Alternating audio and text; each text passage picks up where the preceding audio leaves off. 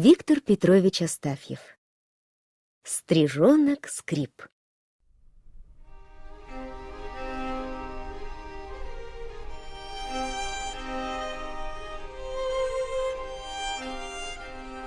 Стрижонок вылупился из яичка в темной норке и удивленно пискнул. Ничего не было видно. Лишь далеко-далеко тускло мерцало пятнышко света. Стрижонок испугался этого света, плотнее приник к теплой и мягкой маме Стрижихе. Она прижала его крылышком к себе. Он задремал, угревшись под крылом. Где-то шел дождь, падали одна за другой капли. И Стрижонку казалось, что эта мама-стрижиха стучит клювом по скорлупе яйца. Она также стучала перед тем, как выпустить его наружу. Стрижонок проснулся от того, что ему стало холодно. Он пошевелился и услышал, как вокруг него завозились и запищали голенькие стрижата, которых мама-стрижиха тоже выклевала из яиц. А самой мамы не было. «Скрип!» — позвал ее Стрижонок. «Скрип, скрип, скрип!» — повторили за ним братья и сестры. Видно, всем понравилось, что они научились звать маму, и они громче и дружнее запищали: «Скрип, скрип, скрип!» И тут далекое пятнышко света потухло. Стрижата притихли. «Скрип!» — послышалось издалека. «Так это же мама прилетела!» — догадались стрижата и запищали веселей. Мама принесла в клюве капельку дождя и отдала ее Скрипу, первому стрижонку. Какая это была вкусная капля! Стрижонок Скрип проглотил ее и пожалел, что капля такая маленькая. «Скрип!» — сказал он. «Еще, мол, хочу!» «Скрип, скрип!» — радостно ответила мама-стрижиха. «Сейчас, дескать, сейчас!» И опять ее не стало. И опять стрижата тоскливо запищали. А первый стрижонок кричал громче всех. Ему очень уж понравилось, как мама-стрижиха поила его из клюва. И когда снова закрылся свет вдали, он, что было духу, закричал «Скрип!» и даже полез навстречу маме. Но тут же был откинут крылом на место. Да так бесцеремонно, что чуть было кверху лапками не опрокинулся. И каплю вторую мама-стрижиха отдала не ему, а другому стрижонку. Обидно. Примолк стрижонок Скрип, рассердился на маму и братьев с сестренками, которые тоже, оказывается, хотели пить. Когда мама принесла мошку и отдала ее другому стрижонку, Скрип попытался отнять ее. Тогда мама-стрижиха так долбанула Скрипа клювом по голове, что у него пропала всякая охота отбирать еду у других. Понял стрижонок, какая у них серьезная и строгая мама. Ее не разжалобишь писком. Так начал жизнь в норке стрижонок Скрип вместе с братьями и сестрами. Таких норок в глиняном берегу над рекой было очень много. В каждой норке жили стрижата, а точнее ласточки-береговушки. И были у них папы и мамы. А вот у стрижонка Скрипа папы не было. Его сшибли из рогатки мальчишки. Он упал в воду, и его унесло куда-то. Конечно, стрижата не знали об этом. Маме-стрижихе было очень тяжело одной прокормить детей. Но она была хорошая мать. С рассвета и до вечера носилась она над берегом и водой, схватывала на лету мошек, комариков, дождевые капли. Приносила их детям. А мальчишки, сидевшие с удочками на берегу, думали, что стрижиха и все стрижи играют над рекой. Стрижонок Скрип подрос. У него появились перья, и ему все время хотелось есть. Иногда ему удавалось отобрать у братца или сестренки мошку, и тогда они жалобно и недовольно пищали. За это Скрипу попадало от мамы-стрижихи. Но ему так хотелось есть, А еще ему хотелось выглянуть из норки и посмотреть, что же она там такое, дальше этого пятнышка света, откуда мама-стрижиха приносит еду и ветреные запахи на крыльях. Пополз стрижонок Скрип. И чем дальше он полз, перебирая слабыми лапками, тем больше и ярче делался свет. Боязно. Но Скрип был храбрый стрижонок. Он полз и полз. Наверное, он выпал бы из норки и разбился, как разбиваются такие вот неразумные птенцы. Но тут появилась мама-стрижиха, схватила его, уволокла вглубь норки и раз-раз его клювом по голове. Сказала сердито: «Скрип! Скрип! И еще по голове! И еще по голове!» Очень рассердилась мама-стрижиха, очень сильно била Скрипа. Должно быть, там за норкой опасно, раз мама-стрижиха так волнуется. Конечно, откуда Скрипу было знать, сколько врагов у маленьких проворных стрижей? Сидит на вершине березы страшный быстрый сокол и подстерегает их. Скоком-прыгом подходит к норкам клюватая ворона. Тихо ползет меж камней черная гадюка. Побольше подрос Скрип, догадываться стал об этом. Ему делалось жутко, когда там, за норкой, раздавалось пронзительное «Тиу!». Тогда мама-стрижиха бросала все, даже мошку или каплю воды, и тоже, крикнув грозное «Тиу!», мчалась из норки. И все стрижи с криком «Тиу!» высыпали из норок и набрасывались на врага. Пусть этот враг хоть сокол, хоть коршун, хоть кто, пусть он хоть в 100 раз больше стрижей, они все равно не боялись его. Дружно налетали стрижи все как один. Коршун и ворона скорее-скорее убирались в лес, а гадюка пряталась под камень и со страху шипела. Однажды мама-стрижиха вылетела на битву с врагом, разбойником-соколом. Сокол был не только быстрым, но и хитрым. Он сделал вид, что отступает. Вожак стрижей Белое Брюшко дал отбой, крикнув победоносное «Тиу!». Но мама-стрижиха еще гналась за соколом, чтобы уж навсегда отвадить его летать к стрижиным норкам. Тут сокол круто развернулся, ударил маму-стрижиху и унес в когтях.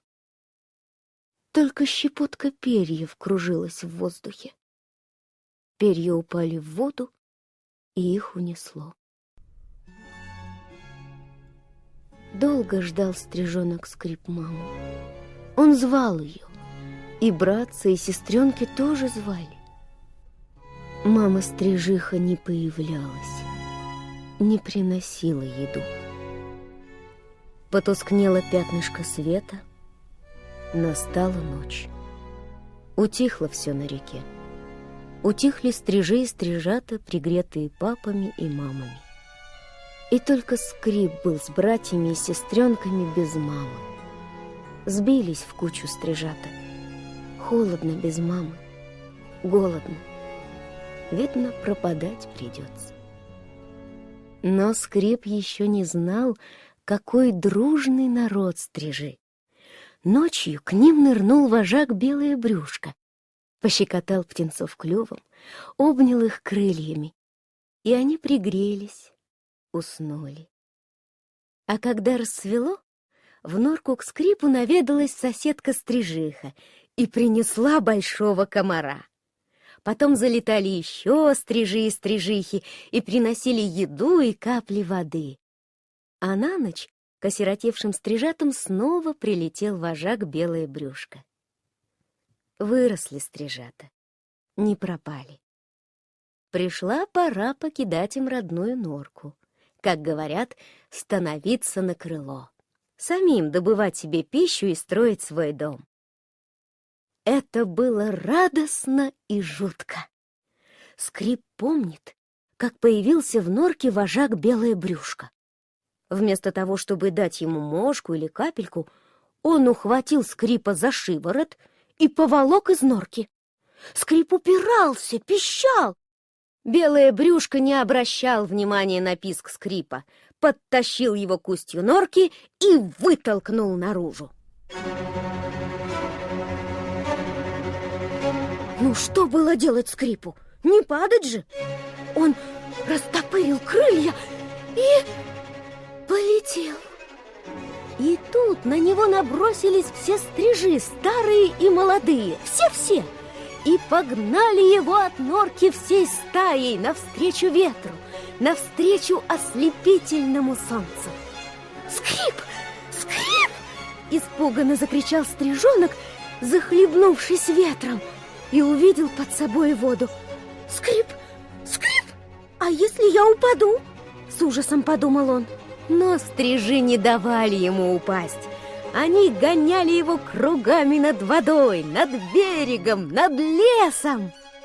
Потом крики стрижей остались позади. Свист крыльев и гомон птичий угасли. И тут стрижонок Скрип с удивлением увидел, что он уже сам один летает над рекой.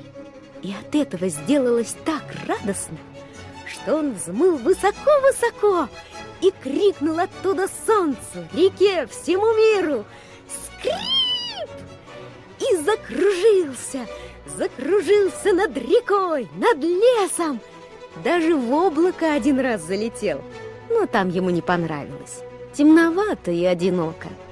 Он спикировал вниз и заскользил над водою, чуть не касаясь ее брюшком.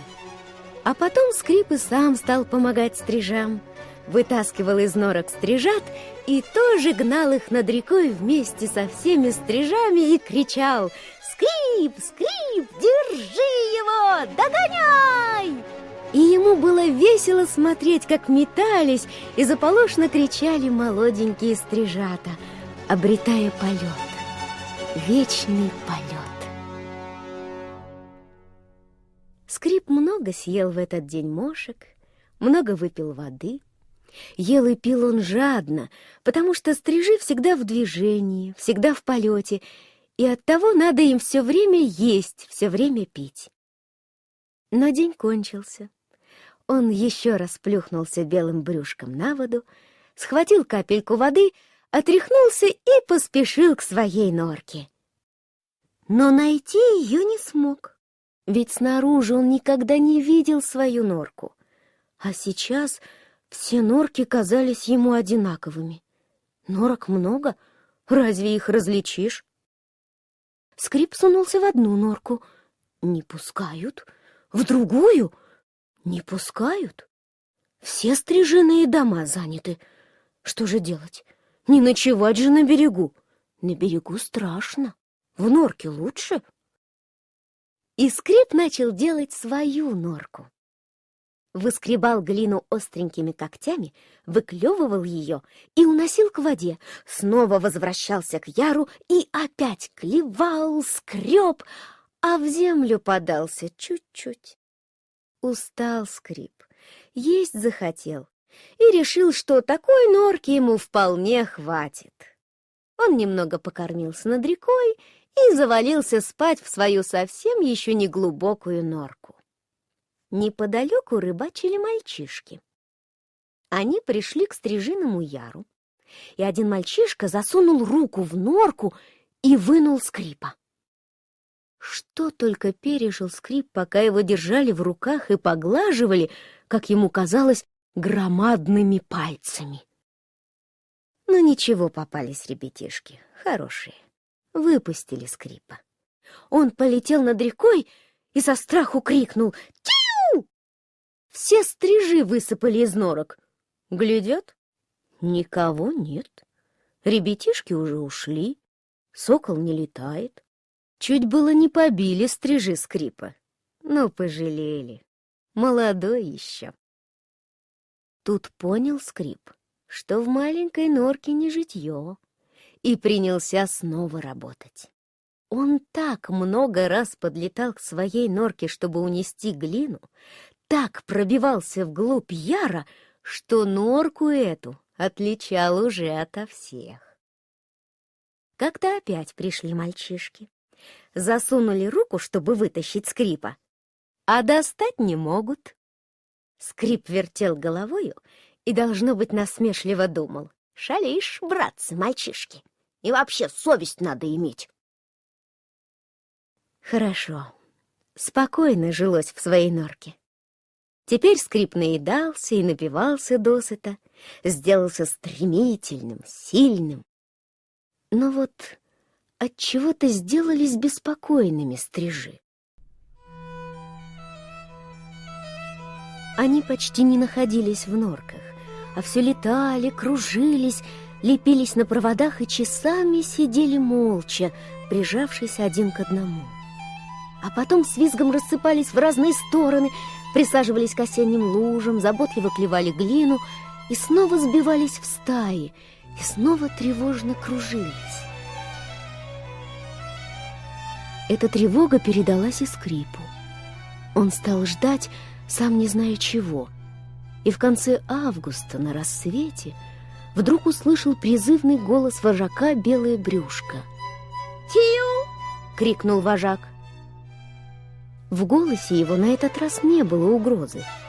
Он звал в отлет. Взмыл Скрип и видит: все небо клубится.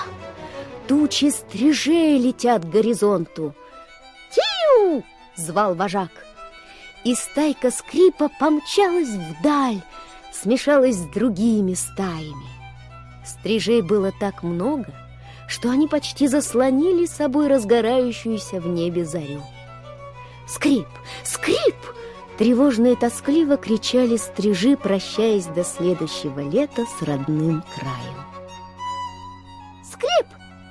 До свидания!» — крикнул и стрижонок Скрип и помчался за леса, за горы, за край земли. «До свидания, Скрип!